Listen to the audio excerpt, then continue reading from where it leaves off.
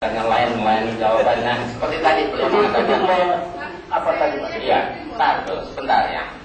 Tadi dia mengatakan surat Al-43, surat Az-Zukhruf ayat 61. Nabi Isa kita tahu tentang kiamat, sementara yang tahu tentang kiamat Tuhan. Berarti Nabi Isa Tuhan, gitu kan sebenarnya kan?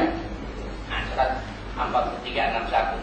Wa innahu la yumul lisaati fala tamtaruna biha, ya. Wa innahu la ilmu lisaati fala tamtaruna biha wa tabi'uni hadza siratul mustaqim.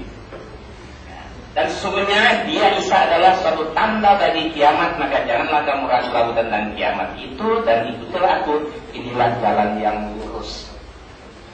Dia menerjemahkan ini seenaknya saja.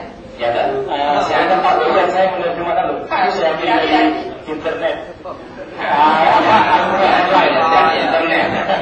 Dan di sini Nabi bisa menjelaskan nama Al-Qur'annya. Kesamaan hadirin untuk tenang. Ya, Termasuk begini. Ini Nabi Isa itu menceritakan tentang tanda-tanda kiamat. Bukan berarti Nabi Isa tahu tentang kiamat. Di dalam ayat ini, ya, dan ikutilah aku. Aku ini bukan Isa. Ini orang Kristen menerjemahkan Isa, padahal Allah itu. Wattabi'uni hadza siratal mustaqim. Ikutilah aku, inilah jalan. Aku ini huruf besar aku. Berarti kembali kepada Allah. Mekanisme penulisan Injil dan Alkitab itu beda. Mereka menerjemahkan sesuai dengan Bible. Kalau Bible, Yesus, Roh Kudus, Tuhan, iya yang engkau semuanya huruf besar, walaupun dia di tengah. Tapi Quran tidak.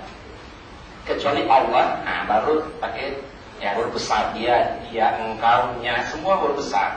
Nah ini di sini hanya ikutilah aku kata Allah, A besar. Dia menerima ikutilah Yesus, aku ini Allah. Nah itu kekeliruan mereka sebenarnya menerjemahkan. Jadi dengan kesimpulan seperti itu, Yesus mengajar tahu tentang kiamat katanya, terus sementara Allah yang tahu kiamat, berarti Yesus itu Allah. Padahal di Injilnya sendiri mengatakan Yesus mengaku dia tidak tahu tentang kiamat. wajar. Konteksnya Yesus adalah manusia, wajar. Wajar. Sama dengan kita punya akun, sudah saya terangkan tadi kan. Kalau ditanya tentang ini wajar. Markus 30 ayat 23, Matius 24 ayat 32.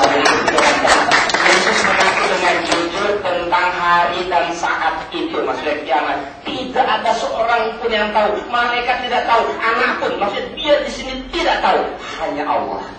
Jadi kiamat itu kata Yesus menurut Injil hanya Allah yang tahu, dia nggak tahu. Nah, malaikat punya Al-Quran diambil. Kata Yesus, kiamat berarti Yesus itu Allah ini. Makanya hati-hati sekali menerjemahkan Quran.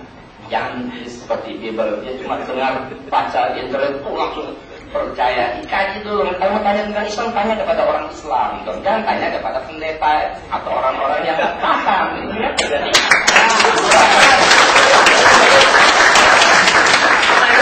Ada saya buku 10 alasan, ini kan terakhir 10 alasan pengikut Yesus harus masuk. Artinya orang Kristen, jadi betul-betul ingin menjadi pengikut Yesus yang setia, memang jalan satunya harus masuk Islam. Ada bukunya di depan. Atau ini ada bukunya 13 alasan mencintai Yesus harus masuk Islam. Nah, kita lihat agama Yahudi, dia hanya beriman kepada Nabi Musa dan kitab Taurat, tapi dia tidak mau beriman kepada Yesus dan Injil, apalagi kepada Nabi Muhammad dan Quran. Coba, agama Kristen dia beriman kepada Musa dan Yesus, berarti Taurat dan Injil, tapi mereka tidak mau beriman kepada Nabi Muhammad dan Quran. Tapi Islam, coba kita lihat, beriman kepada Musa, Yesus, Muhammad, berarti Taurat, Injil dan Quran. Kalau kesimpulan Islam agama yang sempurna, kan kita mengimani semua. Kita lihat. Nah, kemudian kita lihat. Nah, orang Islam kalau murtad 99,9% pasti masuk Kristen. Ya kan? Nggak pernah kadang orang Islam itu murtad masuk Yahudi, Buddha, Hindu, Komunis, nggak ada masuk Kristen. Orang Kristen juga begitu, hampir semua orang Kristen kalau murtad juga masuk Islam. Nah, maka di lapangan cuma dua agama ini saja yang selalu tarik menarik. Nah, apabila orang Kristen masuk Islam, dia mempunyai beberapa keuntungan. Pertama, dia akan menjadi pengikut Nabi Muhammad. Kedua, tidak meninggalkan Yesus, karena Nabi Isa, Nabi kita juga yang sangat kita muliakan dan kita iman.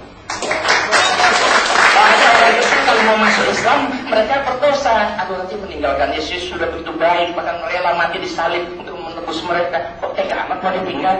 Karena masuk Islam justru akan menjadi pengikut Nabi Isa, tapi dalam arti yang sesungguhnya. Kemudian yang ketiga, dengan masuk Islam menjadi seorang mu'alaf, insya Allah dosa-dosa yang lalu diampuni oleh Allah Subhanahu Wa Taala.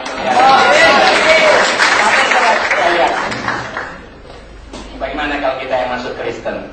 Pertama meninggalkan Nabi Muhammad, ya kan? Dikira menjadi pengikut Yesus, padahal tidak. Masuk Kristen bukan menjadi pengikut Yesus, tapi pengikut Paulus. Karena Kristen ini agama yang dibuat dinamakan oleh Paulus, bukan oleh Yesus. Kemudian yang ketiga, dikira bakal masuk surga karena Yesus Tuhan dan Juru Selamat. Dan kenapa? Menurut saya masuk neraka, dan bukan saya kata Tuhan. Karena kalau orang Islam masuk Kristen, otomatis dia akan menuhankan Yesus. Menuhankan Yesus berbuat dosa syirik. Dosa syirik sesungguhnya dosa tidak akan diampuni oleh Allah. Quran mengatakan, "Laqad kafara alladziina qalu innallaha wal masih ibnu Maryam." Kafirlah orang-orang mengatakan bahwasanya Allah adalah salah satu dari yang ada Allah adalah Al-Masih putra Maryam. Laqad kafara alladziina qalu innallaha thalithu thalatsa. Kafirlah orang-orang mengatakan bahwasanya Allah salah satu dari tiga. Dan tempatnya di mana? Di neraka. Ini bukan kata saya, kata Quran ya. Kenapa? Karena masuk ke Islam otomatis akan menuhankan Yesus. Ya, karena Yesus Tuhan dan Juru Selamat. Padahal Yesus Juru Selamat betul, tapi Yesus Juru Selamat hanya untuk Bani Israel saja. Boleh baca Kisah Rasul pasal 13 ayat 23. Lihat di Alkitab, Kisah Rasul pasal 13 ayat 23. Di sana tertulis, dan dari keturunannya lah sesuai dengan yang telah dijanjikannya, Allah telah membangkitkan seorang juru selamat bagi orang Israel, yaitu Yesus.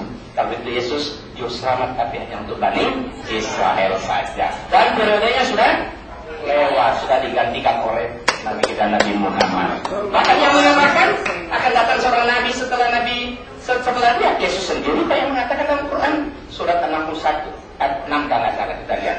Ya, dan Nabi Isa sendiri mengatakan bahwa aku ini adalah rasul bagi kaum Bani Israel, dan sepeninggalku akan datang seorang rasul sesudahku namanya Ahmad. Nah, jadi kita lihat sini.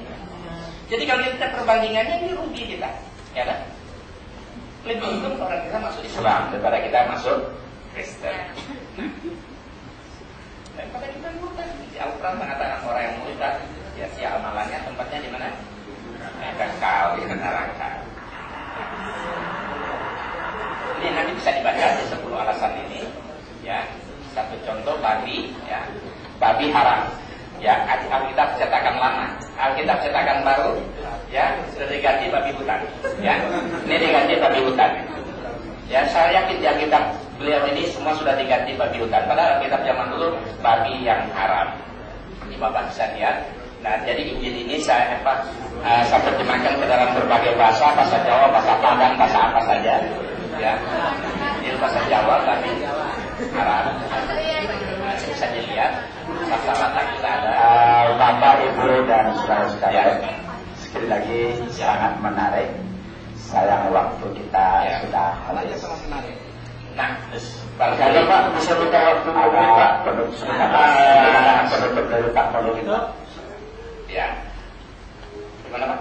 Ada kata penutupannya. Jadi yang terakhir, Al-Quran. Ya, setelah saya masuk Islam, saya bangga dengan keislaman saya. Saya telah menjadi pengikut Nabi Muhammad sekaligus pengikut Nabi Muhammad. Dan setelah saya masuk Islam, saya pelajari apa Alkitab, saya pelajari apa Quran. Ternyata satu-satunya kitab suci yang sangat-sangat memuliakan Nabi Isa, Yesus justru Quran. Surat 3 Ali Imran 45. Di sana dikatakan Nabi Isa adalah salah seorang berkemuka dunia dan akhirat, dan termasuk salah seorang yang dekat dengan Allah.